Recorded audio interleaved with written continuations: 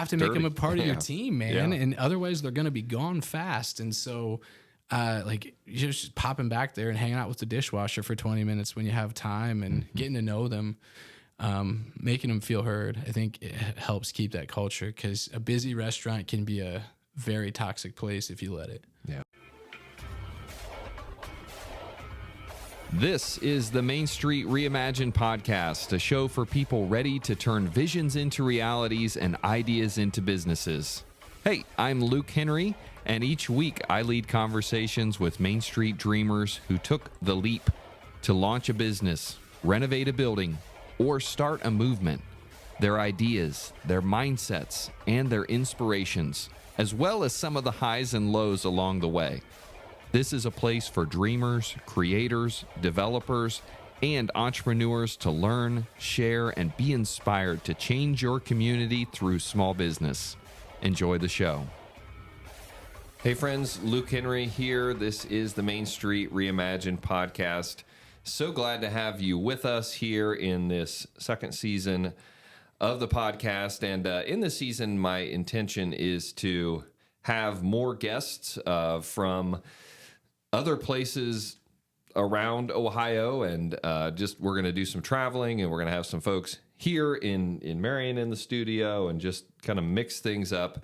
And so my guest today is Brad Winter. Brad is a friend of mine that we met. We were reminiscing back around the beginning of COVID, back when things were so crazy for a lot of people, and we've stayed in touch through the years here, and I've visited him and seen some of his work and met some of his family, and I'm just really excited to have you on the podcast today, Brad, to share some of that with our listeners as well. Awesome. Well, thanks for having me, Luke. I appreciate it. Yeah, it's always great to connect. As you said, we navigated COVID together, and luckily we're on this side of it.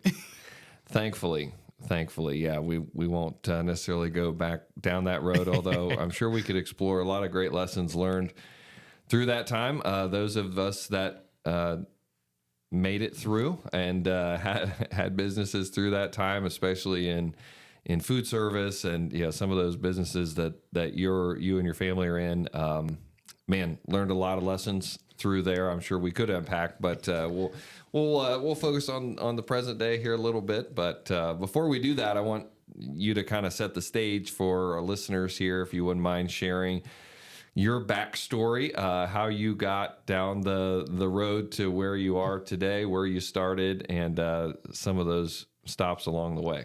Yeah, so I think this is where I connect with a lot of independent business folks. I grew up in a family business. I've been in the food and beverage industry for 18 years. I took like a 1-year hiatus to valet cars in college, but that was at a restaurant too. So I don't know that I technically got out of the industry at that point.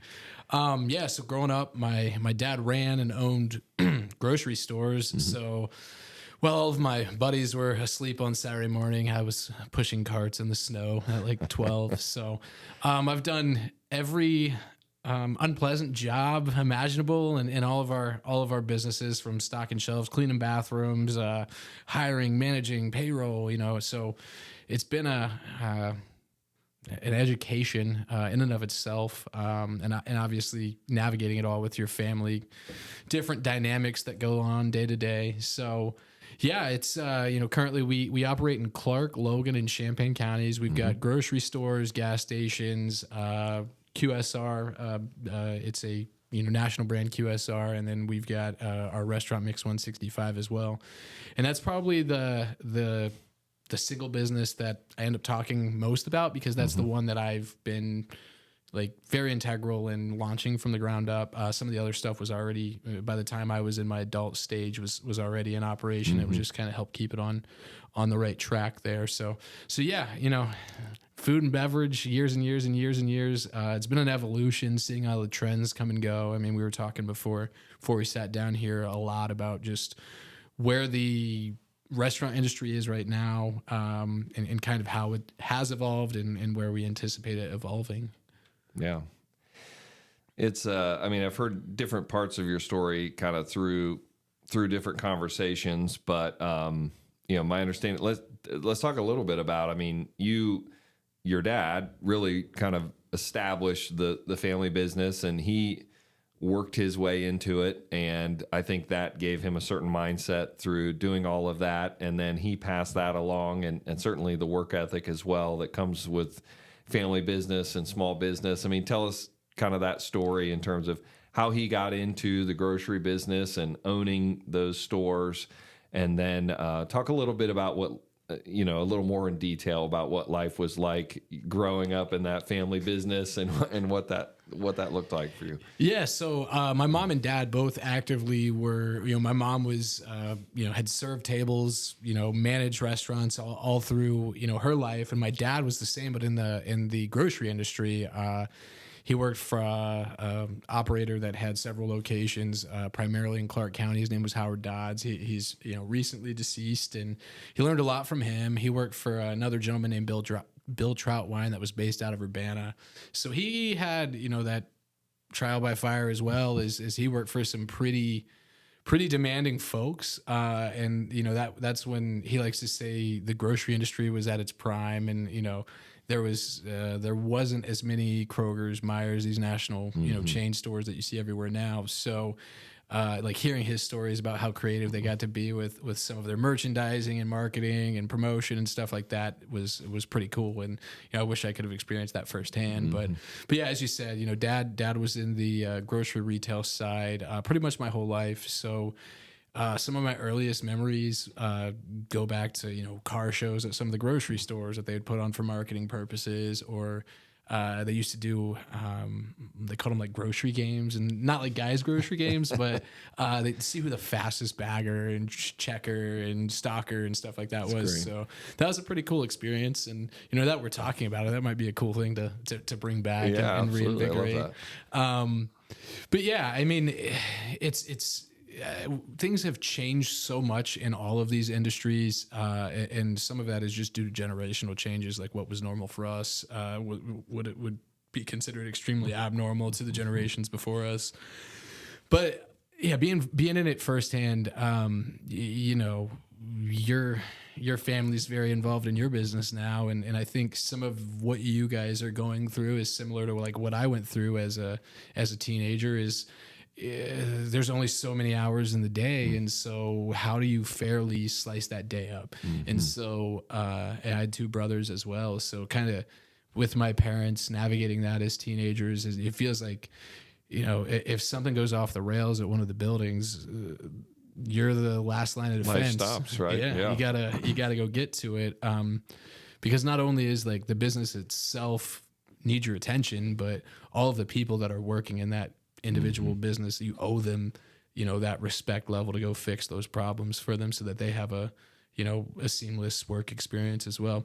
So I think, much like, many folks, just navigating that, and as an adult talking to my dad now, obviously I can tell that, there's times where he wishes he could have been at something that he wasn't.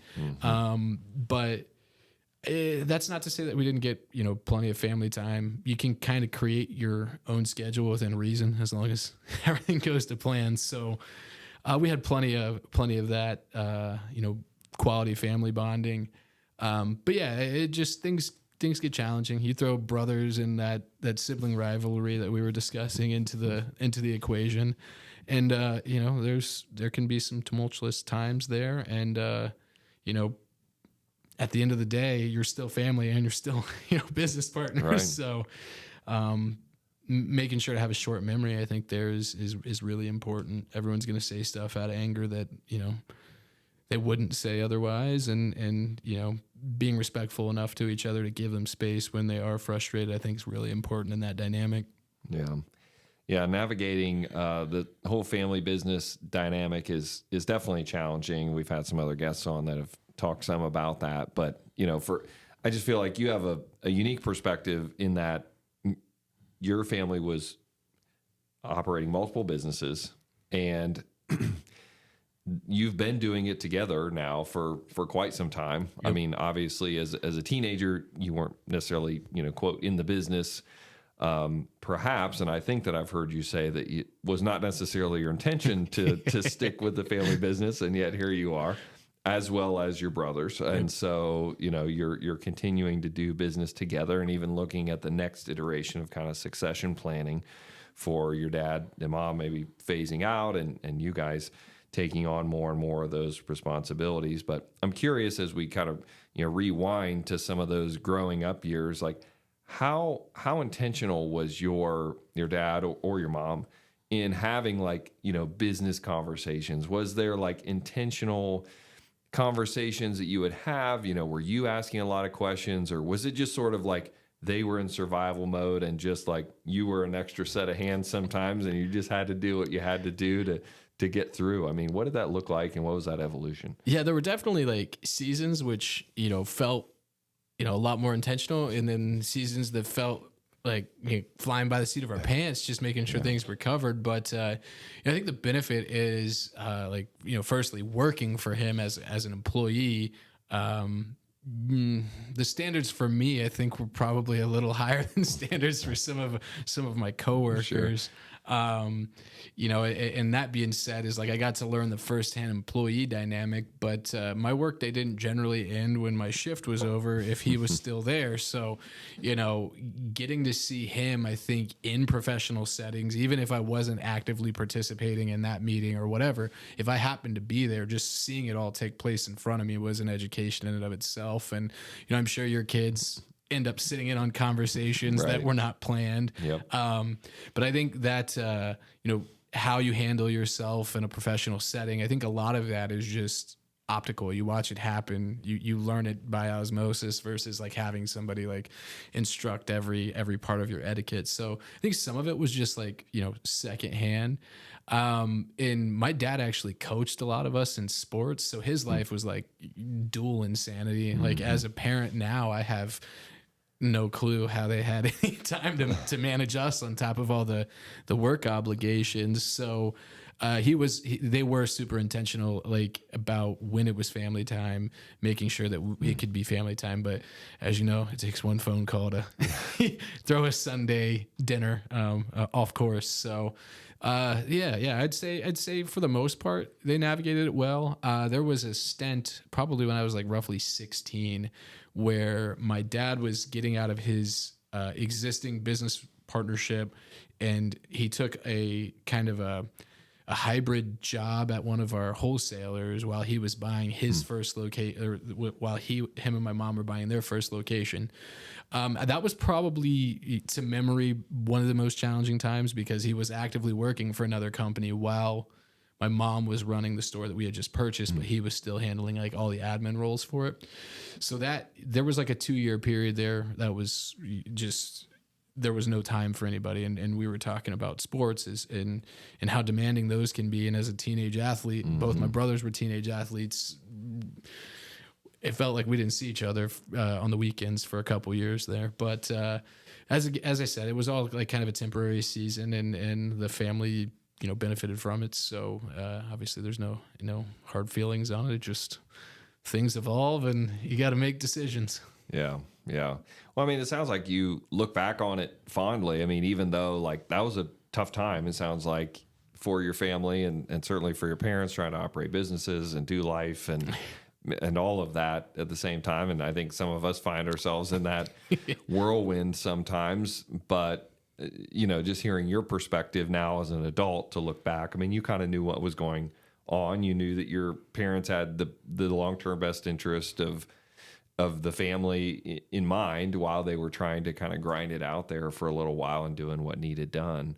And ultimately you came back to the business. So, let's talk a little bit more about that journey. I mean, I know that you kind of like had some music in there that you were doing and college and all of that. So talk us through that a little bit. And again, kind of how that road came back to the family business after all. Yeah, it was quite an evolution. And I think, we've talked enough in previous conversations. Like, as a teenager, I was kind of, up to ornery things on a regular basis. So, I made life exceptionally more challenging than it had to be for everybody. And so growing up in a small town, I think a lot of people can, feel the same way as I do about it, is like when you're a teenager and there's not much to do, you think that a big city's your answer, and you're I'm gonna go have so much to do. And I left Urbana, went over to Columbus for a better part of a decade, and I was really active in the music scene over there. And playing music is great. Had a blast doing it, but it's late nights.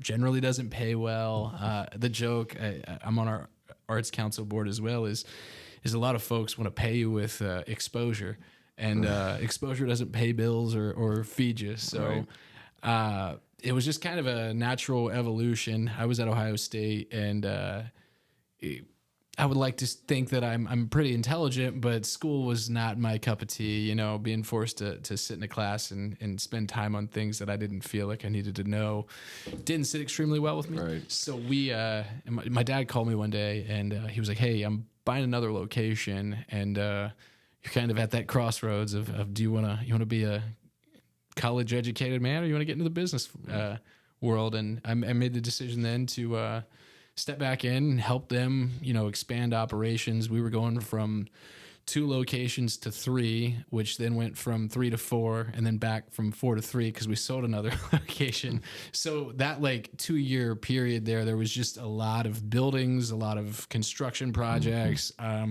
So I wanted to be there to help support him, and I'm very thankful that I did, because it put me on a path that I didn't initially intend to. That being said, I made a lot of connections with musicians and folks in the music industry that have actually still continued to benefit me today. Yeah, it's amazing what crossroad between music and dining. But yeah, it's been a kind of cool experience. Yeah. So you came back into the grocery side of the business, and then ultimately you mentioned Mixx 165, which is your full service restaurant in Mechanicsburg. And so I want to spend some time talking about that. I mean, because as you said, that's kind of been your project that you've really seen it all the way through. And it seems like it's been much more of kind of your thing than just, dad's thing that I'm kind of working within. So talk a little bit about, first of all, the decision to start that, and, what went into that. And then let's talk about some of that journey along the way. Oh, yeah. Well, Mixx, again, I'm going to plug it here. I don't like being the guy who's plugging something. Yeah, tell us a little bit about what it is exactly. Yeah, so Mixx 165, it's kind of a gastropub-styled restaurant in Mechanicsburg. A lot of folks here probably aren't familiar with Mechanicsburg because it's a very, very small village in Champaign County. It's roughly 15 minutes east of Urbana, or roughly 35 minutes west of downtown Columbus. So I think the story of Columbus is also shaping the story of Mechanicsburg and Champaign County, which I'm sure we'll dive into that eventually. But the story of Mixx is we own a large gas station right beside it. And what we like to do is we either like to find small grocery stores or large gas stations, and then we turn them more into markets to fill a void that, a lot of these small towns, it's Family Dollar and there's no other grocery option. Mm-hmm. So by buying a large gas station, we can fill it out more like a market. We put delis in them. A lot of them have hot delis in them. So, and then we operate it as a gas station as well. And ultimately it acts as a win-win for both the business model, but also for the community. Because not everybody wants to drive 20 minutes to shop for groceries, especially if you just need 1 or 2 items. Sure. So we kind of fill that void in between their normal grocery trips. So anyhow, that we had the marathon there, and then there was a dive bar next door that word had gotten to us that was, going to close down for business. And we really didn't want another dive bar to open up right beside us. And we've been given advice for a long time that says always buy your neighbor's property if it's available. And so that's good advice. Yeah. So we went ahead and bought that, and we were in conversations as to what to do with it. At that point in time, well, still to this day, we're the only place to buy a beer in town. And I didn't want to take that option away from, the folks of Mechanicsburg. So Dad had thrown around a couple concept ideas that didn't have alcohol as part of the program, and I was just I feel like we'd really be doing a disservice to town. And obviously I don't want it to turn into a dive bar. I don't want to do dollar shots and all of that. We wanted to focus on more of a quality restaurant that had a bar versus a bar that had a minor food program. And at that point in time, that was like 2017, we bought that property. And I started, sending feelers out to people like, hey, what would you like to see? What would you like to see? And obviously when you do that, it ranges from, Taco Bell to fine dining. Right. And so didn't get a whole lot of fruitful data from that. But so my family does this anytime we take on a new project. We all kind of go see it, just talk about it for a couple hours while we're in the space. And then we have a series of sit downs after that, and then just try to start hammering out just little chunks. We started on the construction side of it because this building needed quite a bit of attention before we really focused much on the concept of it. So we went in and we were like, okay, we know we want it to be a sit-down restaurant. So we started splicing up the space, and then we got to the back, and then it was time. Like when you start to lay out a kitchen, like all the equipment you purchase is kind of dependent on what your menu and your concept is. So we navigated that. And obviously the food scene in 2018 in Champaign County compared to the food scene in 2025 in Champaign County is like night and day difference. So we brought a concept to the table that offered some what we consider like more vanilla options, but then they could evolve it to higher quality dining options just through a series of add-ons or whatever. And we wanted to meet the customers where they were and then start taking them on the Mixx 165 journey. Is once they trust us, like, okay, well, their normal menu is fine, it's good, it's great quality. Now we're going to start tasting some of their features and some of their limited offerings and some of their burgers a month. And so then we just started getting creative with it. And as we've always discussed, is like hiring the right people is like half the battle. Yeah. And so we have a team of just like super creative talent that we think it is a benefit of the job to just like, hey, you got a crazy burger, like meet this price point, throw whatever toppings on it, and then we'll roll with it. And now that the customers have ate with us enough and they trust what we're doing, it's a lot easier to get them to try the artwork versus the vanilla offerings. So we're getting ready to launch our 2025 menu in March, and we're having a lot of fun with it right now. Yeah. Well, it's a great spot. I've had the pleasure of not only eating there, but also spending a little bit of time with you there, kind of going behind the scenes. I mean, I've seen it. I do encourage people to go there. Actually, believe it or not, Mechanicsburg is, I think, like, especially, like local Marion people actually make that drive like quite a bit. I know I do, because it's kind of like the back way to Dayton. Yeah. From Marion, through Route 4 there. So I always stop at the gas station there. And if I have time, I'll go to the restaurant, or I'll at least go in and get a sandwich from the deli or whatever. It is a super convenient option there. So anyway, little plug for those that are traveling from Marion, that you've probably seen it there before and maybe not realized what it is, but it is actually a real hidden gem. Fairly unassuming from the outside. Right. And that was the goal, is we like, my dad and I, when we travel, we like to find those spots that are like, we think they represent the identity of the community, right. More than like, what you're getting into when you walk into a Skyline or a McDonald's or a Chipotle. And we want to really, when we're traveling, we want to immerse ourselves in whatever that community is. And Absolutely. So that's what we've tried to do, is like listen to what our community members like, what works, what's selling, and then just compound on that, so that hopefully when people think of Mechanicsburg or Champaign County, they're thinking of us as part of that story as well. Yeah. Well, and so for people that aren't familiar with Mechanicsburg, I mean, what's the population of Mechanicsburg proper? Roughly 1,600. Yeah. So I mean, very small. Does have a little bit of a downtown there, which you're like just like a block away, and so we've talked before. Like, you felt like, probably a population of 1,600 is not going to support a 60, 70, seat restaurant. And so you knew that you had to have some appeal from outside of that. So, I mean, again, kind of thinking back to the early days, I mean, we can look at it today. It's great. You've done a fantastic job. It's consistently busy. it's got a really diverse menu that's continuing to, kind of evolve and really have some cool items on. But, just starting out, like, how was that received by the local community? How did you get the word out to places beyond just the immediate, village? And, how have you, continued to build through the years? Well, as we discussed early, a lot of it's faith too, is like, because if you focus on all the hurdles, like, you'll just psych yourself out of even doing it. Right. So I think that first crazy leap of faith and having belief that, God's going to kind of put it in your path to succeed. I think that is getting your mind right first, because that was the very first thing I was like, how do we keep people in this building, like, throughout the week, like Friday, Saturday, sure. Like I see people traveling at that point in time, it was really like data. I want to go grab as much data as I can find. And as you know, like there is a thing as too much data.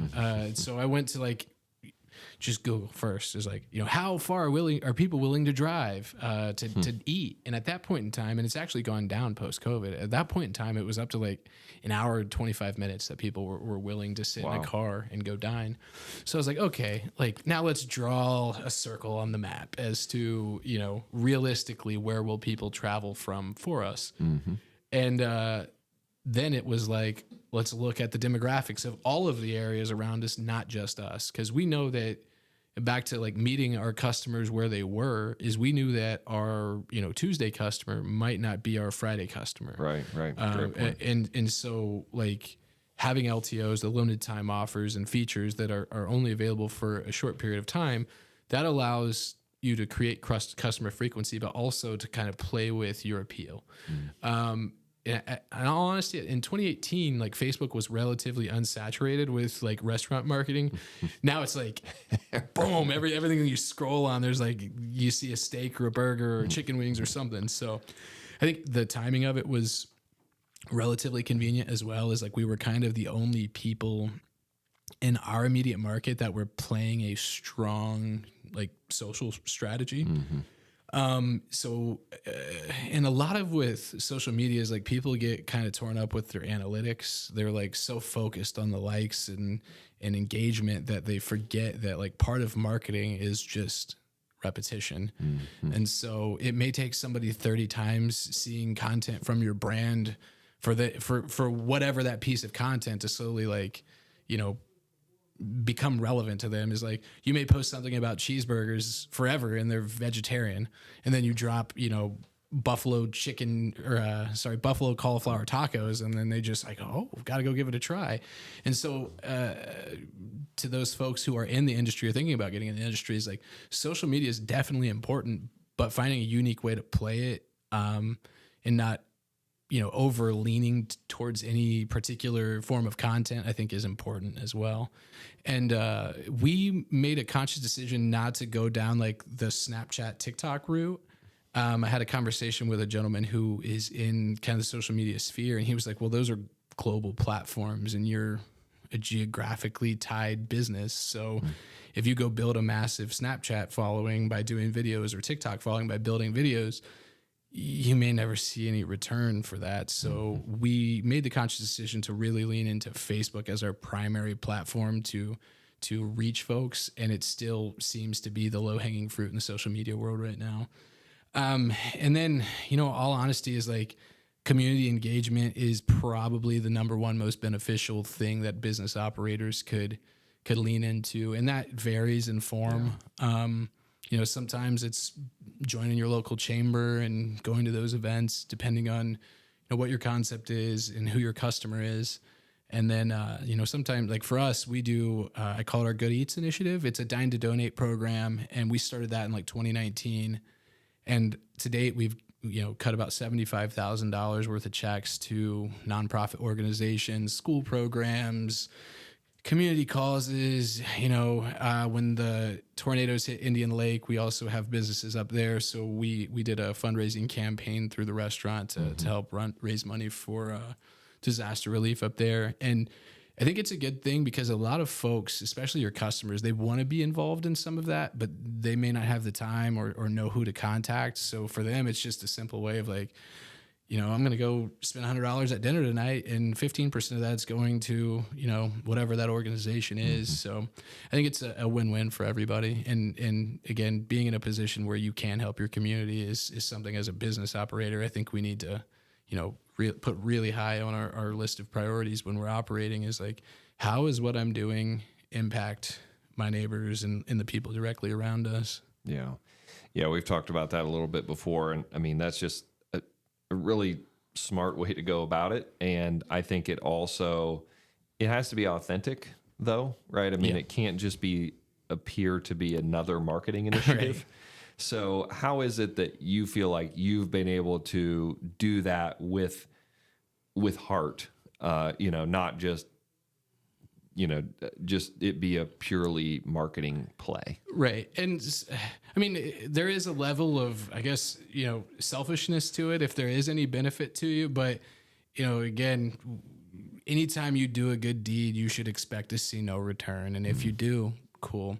And I think people can tell is like, if they know, like the school has been a major focus on us is growing up in a rural community is, sometimes there's just the schools just don't have the funding to put on certain events or offer certain programs, or it ends up falling back on the student or the parent to kind of pay the difference. So pretty much all of the major sports we try to partner with throughout the year in some capacity to raise money. And so I think like they know that our mission is to help keep the school in a, financially to the best of our ability. Obviously, we're not the only players in town. There's other people that are helping the school as well. But and then they see at the events. And I think like showing up, even when there's not something in it for you, matters as well. And as somebody who grew up there, it's not hard to attend the events and support the organizations that support you. So I think a lot of it's just again not just writing on it as like the marketing post at the end of it where it's like, hey, look what we did. So right. I think just the focus on being about for the students or for the cause and focusing on the cause is the most important piece there. Yeah. I mean, it seems like at the end of the day, like as long as it's a win for the organization that you're trying to help, like it could be a win for you too. Yeah. Like, I mean, hopefully everyone sees that like multiple people can win in a scenario, and that's a good thing. Yeah. It doesn't have to be like a win-loss. It doesn't have to be zero sum. It can be everybody wins and everybody feels really good about being part of the support. Well, and as I said, I think most people like want to be a part of something that's doing good. Mm-hmm. It's just, as we know, there's like only so many hours in the day. So if you can make it simple for somebody to also help contribute, like, and that was our focus is like, we know all these organizations need money, and we all know there's people out there that want to give it to them. But a lot of fundraising strategies or events are relatively one-off events, and so they need a bunch of volunteers or a bunch of sponsors or a bunch of this. So we wanted to put a program together where it was just like, hey, look, help us get the word out. We'll get some folks in here, and hopefully we'll get you some money. And it's been a pretty mutually beneficial strategy thus far. Yeah. And you've done enough of those events over enough years that you've also made some friends along the way. I mean, hey, look, there probably were people that showed up for those events that had never walked through your door before. Yep. And then that was a great opportunity for them to be like, wow, I didn't realize this was a nice place just driving by.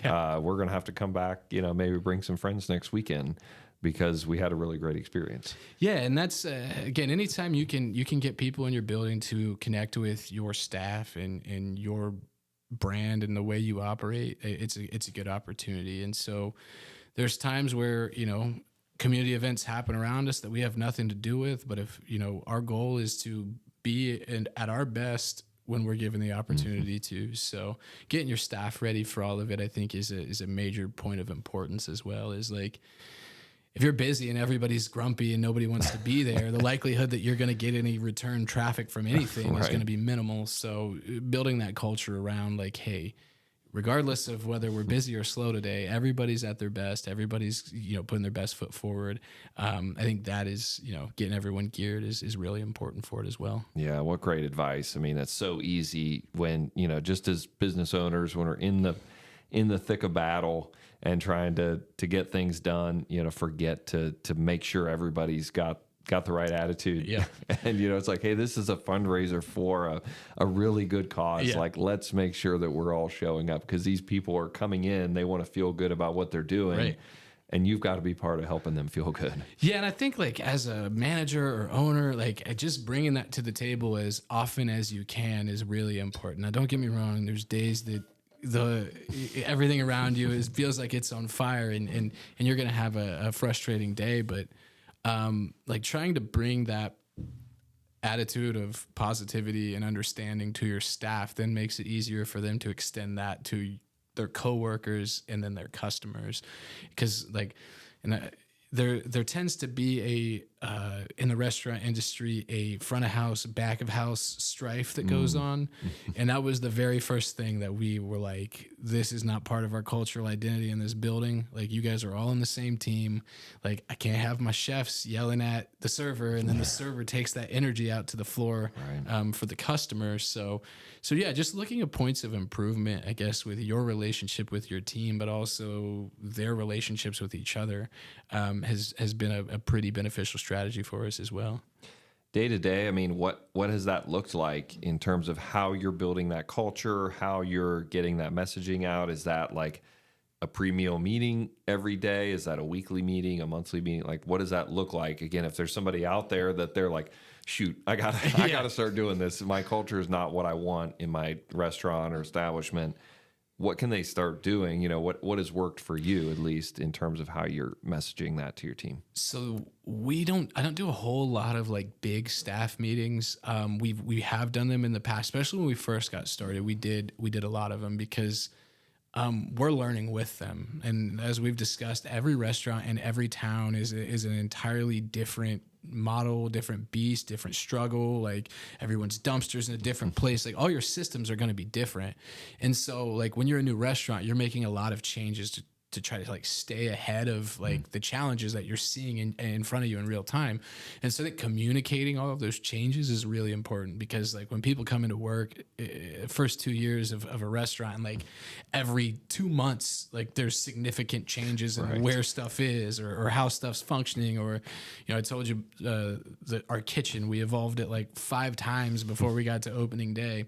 So just communicating that's really important. But also, like, when you see a persistent problem, is like address it in real time, but then also add it to your meeting notes. So great managers that I've experienced, and my dad kind of ingrained this in me. There's a book called The 1 Minute Manager, and the book is like a, I don't know, hour read. It's tiny. Yeah. So it basically advocates for, instead of having a bunch of big formal meetings, you're meeting with people in very small increments of time all the time. So walk through the door, positive attitude, approach your people with, hey, how's everything going today? Just a quick, and like sometimes they're going to give you the sob story about, you know, they had a flat tire or whatever. That's fine. They need to vent that as well. But what you want to get to is like, do they have all the tools they need to succeed at their job today? And so that servant leadership piece is like very important, but also like it lets you know that you're there, even if you can't be there all the time. If they know like at some point I'm going to talk to him this week, they won't blast you with problems in real time. They will hold that problem for you for that moment that you talk to them, and then you can address it in much more of a productive manner than somebody sending you a snide text message at, you know, 8 o'clock in the morning, right when you wake up. So it just lets them know that you're there. And, you know, when you start getting into multiple buildings, that's when it starts to get a little tricky, because then you're trying to teach that strategy to other people. Right. Yeah. And not everybody has the same level of communication willingness. It's like some people want to go to work and just not talk to anybody, get through the day and go home. So again, trying to ingrain that into your leaders is really important, because the worst thing is to, and I say this with our dishwashers, because dishwashers is like the hardest role to fill, because, you know, it's generally high school kids, doesn't pay a ton. Yeah. It's hard work. You have to make them a part of your team, man. Yeah. And otherwise they're going to be gone fast. And so like you're just popping back there and hanging out with the dishwasher for 20 minutes when you have time, and getting to know them, making them feel heard, I think it helps keep that culture, because a busy restaurant can be a very toxic place if you let it. Yeah. I think that's some really great advice. And yeah, if you're involved or orbiting around a restaurant, roll back and listen to that last 5 or 6 minutes again, because there's some real nuggets there to be had in terms of just getting to know your team, showing you care. Just those little check-ins really can make a world of difference and can really just steer the culture back when it starts to drift. Because yes, I mean, restaurants, they're known as being some really cool places to be as a consumer, but they're very tough places to be as an employee oftentimes, and can be very toxic environments when there's not good leadership and not, that caring culture. So really, really good advice there. So let's shift a little bit to kind of tactically talking. You mentioned menu planning. You're in the throes of kind of rolling out a new menu here soon, which is super exciting. But you and I have also had some really cool conversations about the way that you approach menu planning, and especially being in a smaller community, but having that reach, recognizing that your Tuesday lunch crowd is probably totally different than the folks that are showing up for a Friday or Saturday evening. But you've got to have one menu that kind of encompasses, you can't be making, wings on Tuesdays and steaks on Fridays exclusively, right? But you want to have that appeal to different kind of economic levels and preferences and tastes and everything. So talk to us a little bit about that menu planning process and how you've been able to really try to meet a pretty broad swath of the market in doing that. Yeah. And so again, not to plug, but as I told you, like I've been getting more into the consulting side of the industry, because like I love having a restaurant, but to own, multiple, I don't see owning 10 restaurants in my future or anything.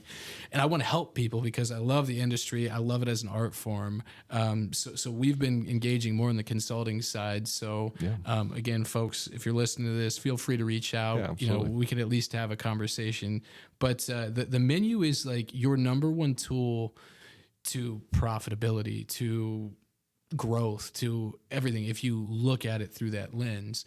And as I told you, like we saw there was a lot of, Mexican cuisine opening up in I say our market, but it wasn't directly in Mechanicsburg. There was one in Urbana that opened up, multiple in Clark County, some in Madison County. And so our thought process was like, let's not combat this. And we don't necessarily think we're going to be a Mexican restaurant, but to keep our customer frequency up, we may want to increase our offerings in this specific cuisine. Because in a town of 1,600 people, if you like hyper focus on a concept or a particular menu item, you just don't have enough traffic to profitability. So if you're like a place that just sells, cheeseburgers, the likelihood that you're going to sell enough cheeseburgers in a week to cover your overhead and your staff is slim in a super small market. So we kind of took a different approach. Like in the midst of like our menu planning, everything I'm reading online is like hyper focus on your most profitable and best selling items. And I'm like thinking like, well, dude, if I hyper focus on just my market right now, like I'm not going to get the traffic to make this thing happen. So we kind of like balance it out between like a nice run of entrees that would be pretty typical American fare. But what we do is like, so if you're somebody that likes more simple flavors, you can just get the base model, right? I mean, we kind of approached it like a Honda Accord or something, is like, you can just get the base model. And again, the price is reflective. But on this last menu, what we realized is like, we don't really want to raise any of our core pricing, because where the marketplace is right now, I think the consumer is a little bit more price conscious than they've been the last few years. So we didn't want to raise any core menu pricing. But if customers wanted to spend more money, we wanted to also give them the opportunity to do that. So we adjusted our menu with more modifications to particular items. And in some forms, it was just simple like modifiers they could select. But in other cases where we thought we had like a stellar protein option, we just went ahead and made a whole new menu item for it, made that the standing menu item. And then at the bottom of that particular menu item, we were like, you can still get the base model for this price kind of thing. And so we saw a lot of success with that. But also, like, as I told you, I don't like being on trend unless the trend is proven to like work. So we don't generally jump trends very quickly. But finding the kind of hole in your marketplace, I think matters. And it's probably a little easier for us to do that with Mixx because the entire concept has kind of been evolved around like unique offerings that aren't on the menu long. So if we go and completely overhaul our menu, that's probably going to be a little bit better received than if Burger King was to do it or, Applebee's was to do it. And so I think kind of positioning your brand, like as you're planning for this matters as well.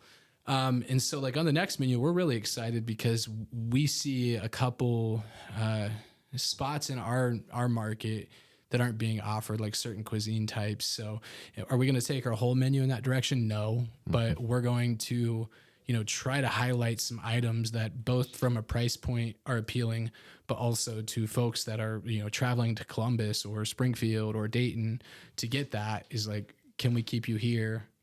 Can we keep you supporting local? Right. And I think that is, that's a big piece is like finding out what your customers are driving somewhere else for, like out of the marketplace for, and then trying to offer that at, in whatever your brand is more appealing, and whether that's price point or quality or service or whatever. So we're really enjoying. We just had our first menu planning meeting last week, so we're really excited about March. Yeah.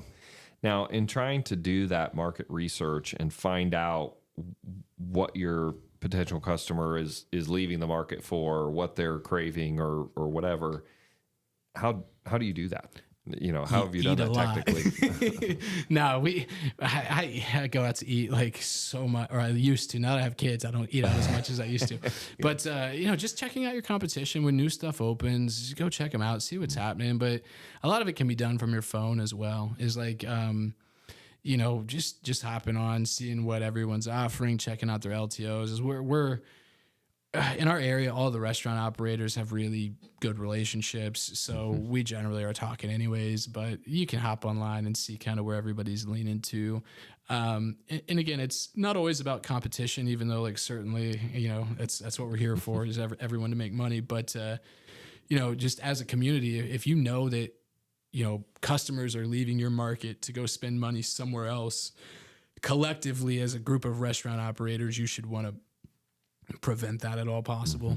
So we have a couple, strong restaurant markets kind of that surround us. Like for us, it's Plain City, Marysville, Columbus, Springfield, Urbana's got more going on. Bellefontain's got more going on. So just trying to keep reevaluating where we are every several months. Don't rest on your laurels. Like you're only as good today as you are tomorrow. So just thinking about all your past wins doesn't guarantee that you're going to succeed in the next menu offering. So we try to be as diligent every year when we launch the new menu to do that market research. And you're not going to hit everything. You're not going to hit a home run on everything. You're going to have a menu item that you throw on there and it just bombs. It happens. Yeah. Yeah. So I hear you saying that part of it, that market research is, just looking at what other people are offering, also going to those places and like seeing if you see people, right? It's like, not to like catch them in the act, but just to be like, oh, okay. Like they're going 45 minutes away because it seems like they probably are looking for this particular type of cuisine or price point or ambiance experience, whatever. Well, when we first opened, we saw a lot of that. Is like I'd be in Columbus for an event and I'd like look around. I'm like, oh, these people are from Mechanicsburg. And then I go and talk to them like, okay, so how do I keep you in town? And then they start telling me and I'm like, okay, well, you're like the 19th person that's told me that you like XYZ. So maybe we should lean into that. And I think that's a lot of it is like, you and I've talked a lot about just, you can't refuse to change in the restaurant industry. If you refuse to change too long, the entire industry is going to blow past you. It moves so fast. And with the social media world, everyone's taking videos and pictures of what they're eating. Like the trends move so fast. And so kind of figuring out which ones to jump on and which ones to avoid it's a new skill that I'm trying to learn too, because just from 2018 to now, like the period of time in which people are actually, focusing on any of that stuff, it's shortened a lot. Yeah.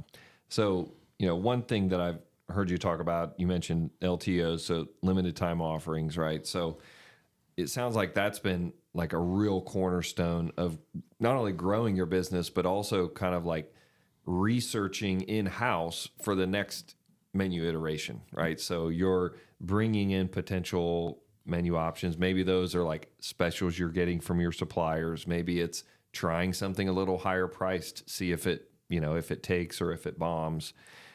Trying just crazy stuff, see how that's received. And it's like kind of your in-house like laboratory of, market research, right? Where you're bringing in these items, see if they work. If they do, make a note. Maybe that goes on the next menu. Is that basically the way you've approached it? Yeah. So initially LTO was just to address customer frequency, right? We were like, if we keep offering new stuff, they'll keep coming every weekend. And then we realized like, this is a way stronger tool than we were even looking at it initially so now it's turned into exactly what you were saying is like, if we get, wholesaler calls and they're like, hey man, we've got this great new product that XYZ restaurant's carrying and we're going to have it on all the time now. Can I give you some samples? And so like the one I was telling you about is like, we did a fish platter that was pretty much all samples because they wanted us to sell it. So it was obviously great, margin on it, but then it allowed us to test a certain product at a certain price point at a certain time of year, and then figure out, with whatever metrics we could grab off of our POS system, but also, that feedback that your servers are getting from the customers matter as well. So whenever we do those LTOs, our serving staff, they know like we want feedback. We want feedback because if it's something as simple as like, well, everything was great, but we didn't like this seasoning, then it allows you to adjust that. But if you're just looking at the metrics that your terminal is giving you, you're just going to look at sales data. Right. And so we want to get the numbers, but we also want to get like that direct feedback from the customer. So actually one run request our chefs have made is if we can implement a series of tools that will allow us to get better feedback on particular things about the dining experience or the meal from the customer. So don't have a tool in place yet for that, but that's something that we're hoping to get out there. So, because again, that guest experience matters a lot to us. Yeah, yeah. You're talking like something in the way of like comment cards or like something like that, like kind of a little more quantitative. Yep. So you have that, you're not kind of getting it secondhand from a server or whatever. So you can give that to the chef, both positive and negative. Right. I mean, the tough thing about working in a kitchen in a restaurant, right, is that like you're not always like getting to see the benefit of your work. Right. And so that kind of gives that feedback loop too. The best compliment you could give a cook or a chef is to post a Instagram or Facebook photo. They love seeing that.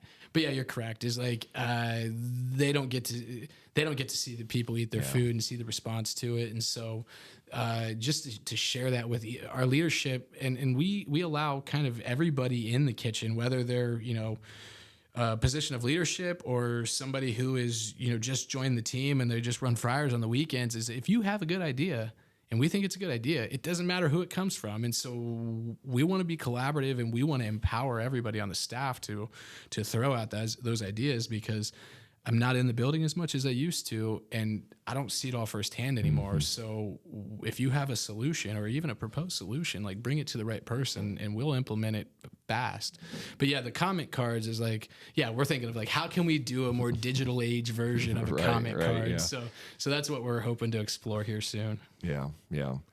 So, final thing kind of with the whole LTO is just the other piece of it is just kind of like business 101. I think that it creates two things that are really important, and that is scarcity and urgency. Yeah. And so, I imagine some of those like different things that you offer, there is some scarcity to it. Like if you're doing a seafood offering, like, it's not only a limited time, so there's urgency, but even just on a given Friday night, like there's maybe a little bit of scarcity to it, which just has this mental, kind of appeal to all of us. We're hardwired that when there's scarcity and urgency, like it makes us want it more. And it's just a special to that. Gotta grab it. And like when we first really leaned into the LTOs is we were running a lobster ravioli with we call it a lobster tail chaser. It's like a 4-ounce lobster tail on it.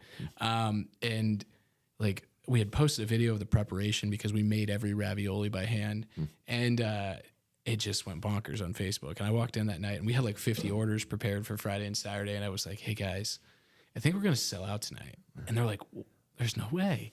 And I was like, if we sell out, can we do a kitchen party to make more tonight? And sure enough, we sold like 49 orders that night. And it was the highest price point special that we had ever done to that date. And it just, everything we knew about the restaurant industry to that point, it changed our perspective on it. And so that was like one of those real points of reflection for our team where we were like, okay, we're going to go about this a little differently than we have in the past. So that was, I love telling that story because, yeah, we ended up staying until, I don't know, like midnight, 1 o'clock in the morning. I never let anybody drink on the clock. But that night, everyone was allowed a kitchen beer. Nice. Yeah, great story.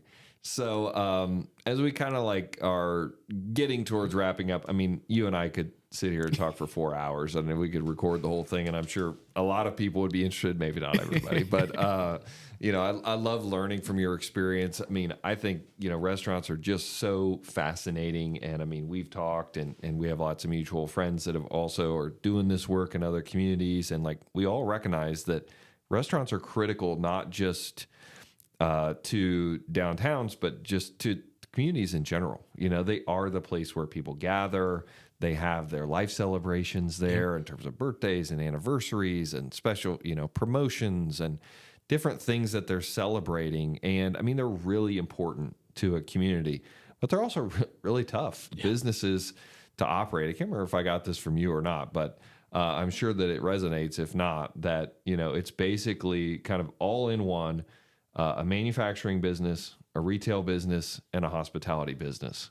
It's all of them. And, you know, you're trying to simultaneously run these like 3 basically completely different businesses all under one roof with perishable inventory, with, you know, just tough margins and stuff like that. And so it can be very challenging. And so, you know, I want to, if there's someone out there who's considering a restaurant, or maybe they've taken the leap into a restaurant and they're having some challenges, I'd like to talk about a few of kind of the top challenges that you've either seen firsthand in your restaurant or in others, and, you know, what maybe some opportunities are where you've overcome them a little bit, and just to provide some encouragement to those folks that may be in it and trying to fight through.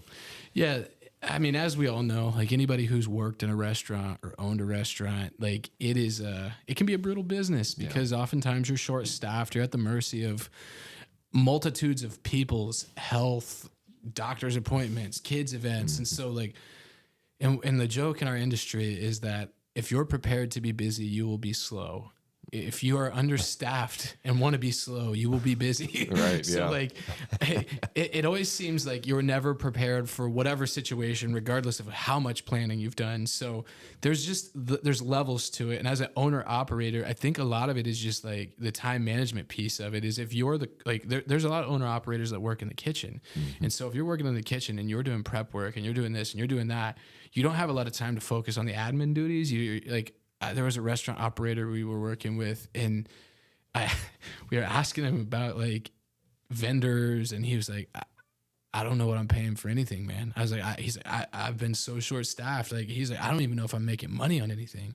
He's like, my sales are great, but like all I look at is my bank account at the end of the week to see if it went up or down. And so we heard enough of those stories that we built out some systems that we work for ourselves that, and again, this is where that conversation of like, I'd like to help as many people in this industry that we can reasonably help is like, these are some of the tools that we would like to offer people through our consulting services so they can do it. So like on the individual level, yes, there's multitudes of problems,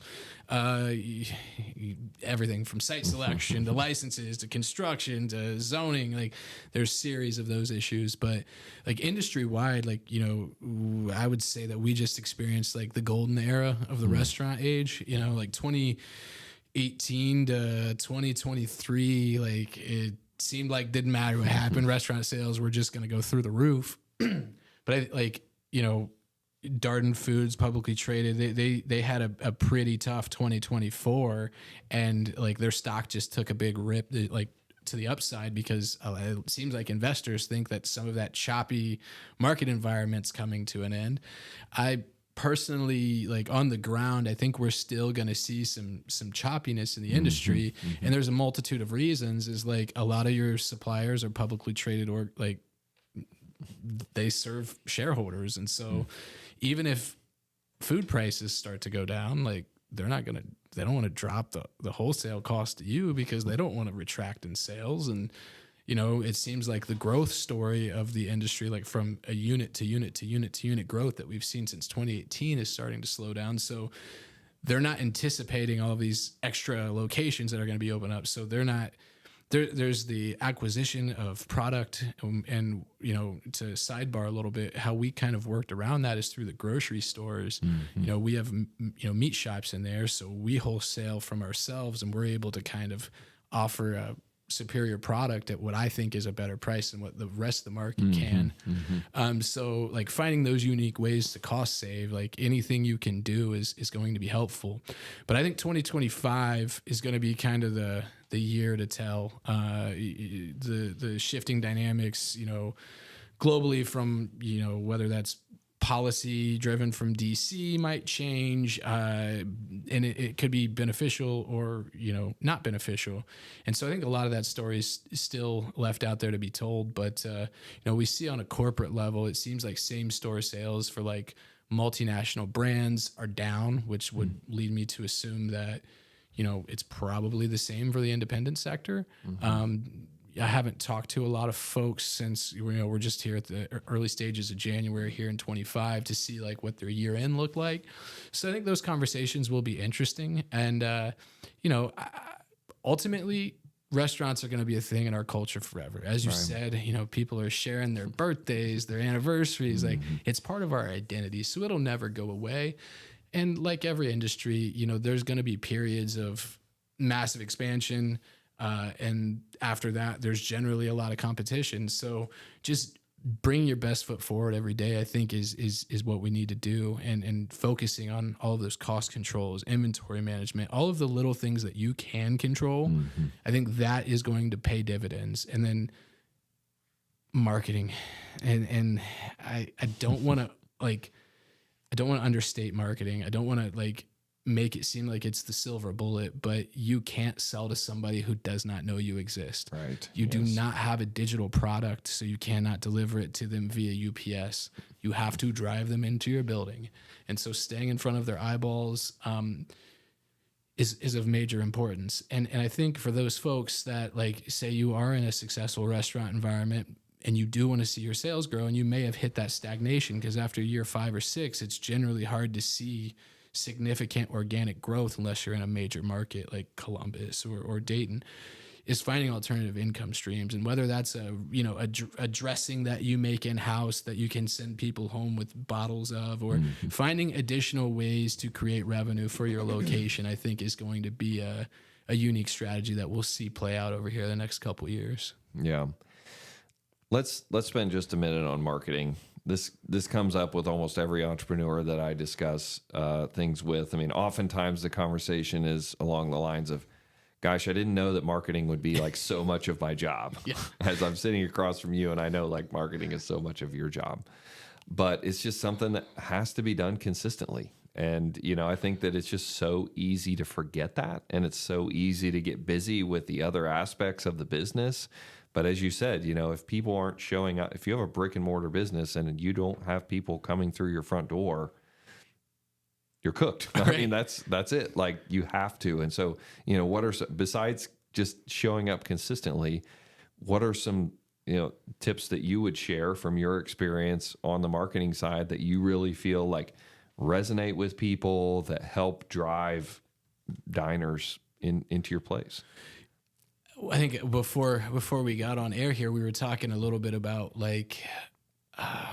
with the marketing front is Facebook seemed to be like everybody's silver bullet for several years, and it matters. You still want to show up, you want to post every day, but you're still at the mercy of the algorithm to a certain extent. So finding alternative methods to get your content in front of people, whether that's digitally or in person, I think matters.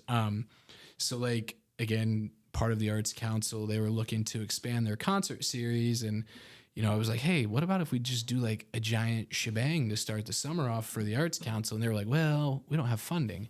So being that we, do a lot of music, it's part of our identity as a restaurant. I brought it to my dad. I was like, look, I think this would be a great opportunity for us to engage with the community. And like, sure, will it benefit us? Maybe not, like whatever. I'm still like, whether it's good or bad for us, I think being out there and supporting it is going to be a good part of our identity. And so now we're one of the main sponsors for that event.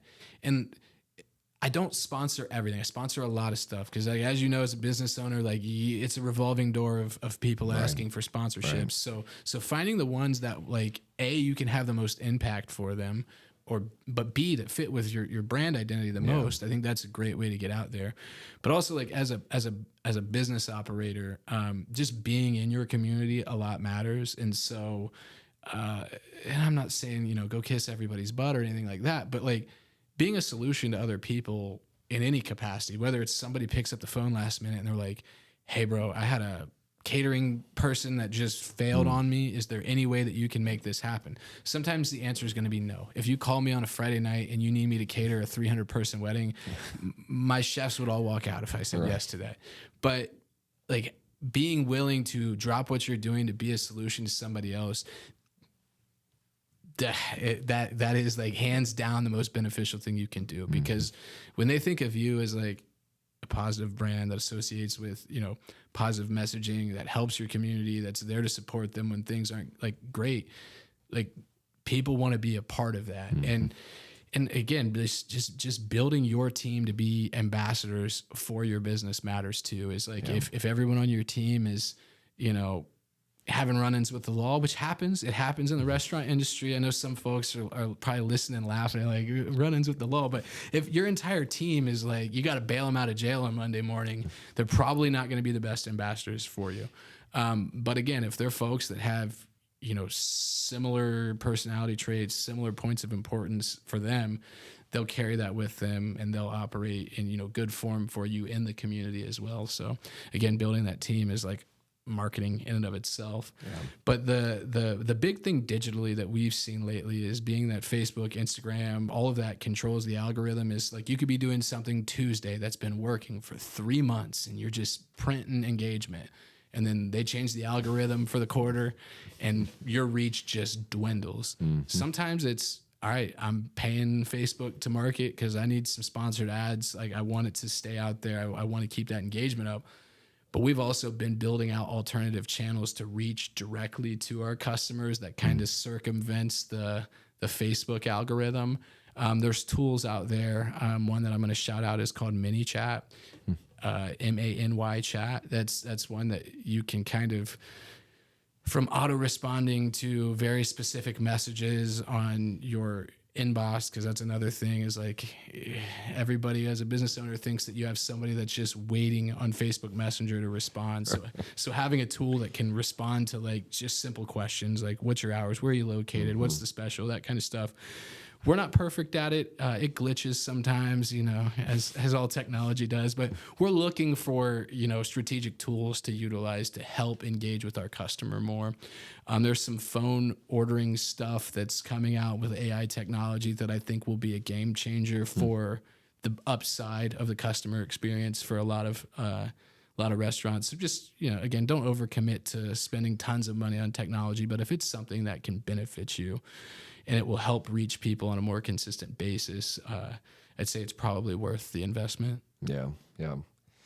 All good advice. Awesome, man. Well, we're at time, maybe over time. I couldn't stop listening and asking questions, but thank you so much for your engagement here. I mean, again, I think there's a lot to be learned for those that are in the food and beverage industry from what you've shared today. So I'm excited to get this out and share with people, and then just those that I know, make sure that I share it with them to have them hear this messaging. So those of you listening, if you're listening and somebody comes to mind that needs to hear this and some of this advice that Brad's laid out, please do share this episode with them. So before we kind of wrap it up, I want to make sure I give you an opportunity to, again, kind of just reshare or plug your various businesses, or if you want to share your information for people to get in contact with you, please do so. So tell us a little more there how to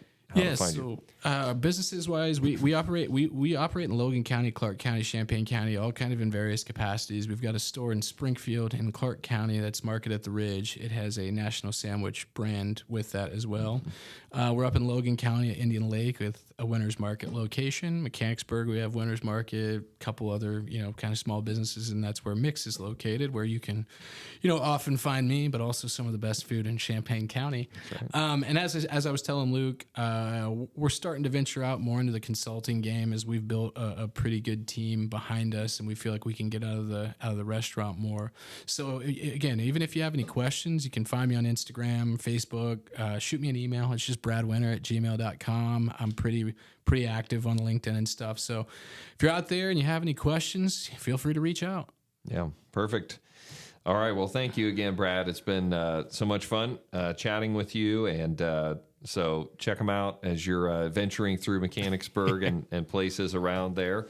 And we will look forward to having the rest of you back on another episode of the Main Street Reimagined podcast real soon. Thanks for listening to the Main Street Reimagined podcast. To learn more about Main Street Reimagined, Henry Development Group, or our work in downtown Marion, Ohio, please visit mainstreetreimagined.com. If you want to connect, or if you know someone who we need to interview, shoot us an email at info@mainstreetreimagined.com. Until next time, keep dreaming and don't be afraid to take the leap.